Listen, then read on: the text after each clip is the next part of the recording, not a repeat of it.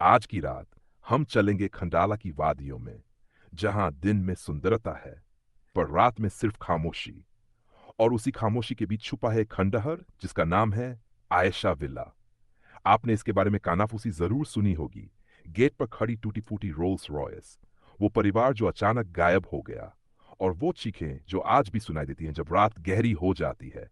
लेकिन आज मैं आपको इसकी पूरी कहानी सुनाऊंगा, जो सच है और डरावनी भी। तो लाइट बंद कर दीजिए और ध्यान से सुनिए, क्योंकि कुछ कहानियां खत्म होने के बाद भी पीछा करती हैं। डिसूजा परिवार ने खंडाला में छुट्टियों का एक बंगला खरीदा।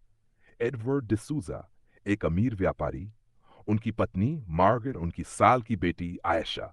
विला बेहद शानदार था, बड़ा बरामदा, जैस्मिन के फूलों से भरा बगीचा जिसकी खुशबू रात को और गहरी हो जाती थी, और गेट के बाहर धूप मंगती एडवर्ड की शान रोल्स रॉयस कार। शुरुआत में ये घर खुशियों से भरा था, पार्टियां होती, हंसी खुशी गूंजती। लेकिन आसपास के लोग फुसफुसाते थे, कहते थे ये जमीन कभी एक जनजाति की थी जिन्हें जबरन निकाला गया था, और उनकी आत्माएं अब भी यहां भटकती हैं। एडवर्ड इन बातों को मजाक मानता था, पर मार्गरेट को बेचैनी महसूस होती थी। और आयशा, वो अक्सर बालकनी पर खड़ी होकर जंगल की ओर देखती रहती, जैसे उसे कुछ दिखाई देता हो जो औरों को नहीं। उसने एक बार अपनी सहेली से कहा था, घर मुझे देखता है। नैज एशडी की एक गर्मियों की रात तूफान आया। आसमान में बिजली कड़की, बत्ती चली गई। मार्गरेट ने मोमबत्तियां जलाईं, लौ कांप रही थी। और तभी पहली आवाज आई, ठक ठक ठक। सामने के दरवाजे पर नहीं, पीछे की खिड़की पर। एडवर्ड लालटेन लेकर बाहर भागा, लेकिन तभी ऊपर से भारी कदमों की आहट आई, धीमी, भारी, घर में किसी और के होने जैसी। मार्गरेट ने आयशा को कसकर पकड़ लिया। मोमबत्ती की रोशनी में परछाइयां दीवारों पर पंजों जैसी फैल रही थीं। और फिर वो आ गए, 3 लोग, चेहरे ढके हुए, हथियार लिए हुए।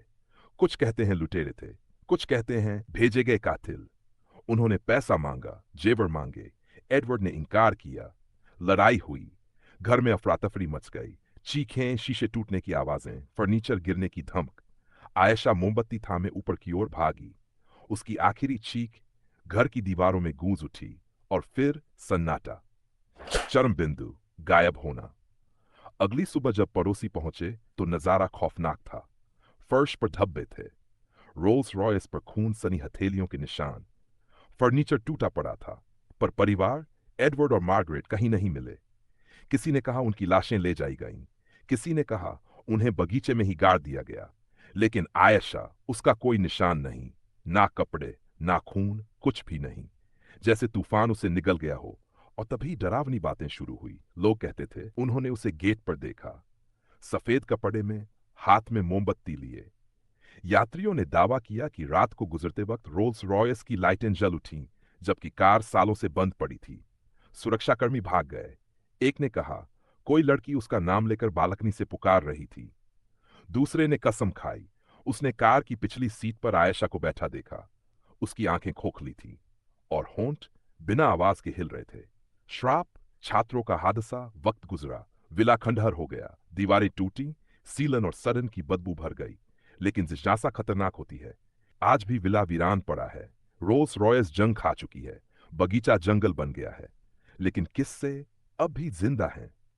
कहते हैं अगर तूफानी रात को वहां से गुजरो तो हेडलाइट्स चमकती हैं, बरामदे पर कदमों की आहट सुनाई देती है, या मोमबत्ती बुझने की आवाज। और अगर हिम्मत करके कार की खिड़की में झांक लो तो अपना चेहरा नहीं दिखेगा, वो दिखेगी आयशा, इंतजार करती हुई, किसी का जो उसकी जगह ले ले, ताकि वो हमेशा के लिए इस विला से निकल सके। तो बताइए, क्या आप कभी आयशा विला में रात गुजारने की हिम्मत करेंगे, या उस कार में बैठेंगे जहां आखिरी बार आयशा को देखा गया था? फुसफुसाहट, मैं अब भी यही हूं। आउटरो। अगर ये कहानी सुनकर आपकी रूह कांप गई, तो सोचिए, अभी उसी विला के बाहर खड़े हैं, चारों ओर सिर्फ सन्नाटा। कमेंट्स में बताइए, क्या आप वहां जाने की हिम्मत करेंगे? और ऐसी ही और डरावनी कहानियों के लिए लाइक, शेयर और सब्सक्राइब जरूर करें। अगली कहानी तक याद रखिए, अंधेरे में ज्यादा देर मत देखिए, क्योंकि कभी कभी अंधेरा वापस देखता है।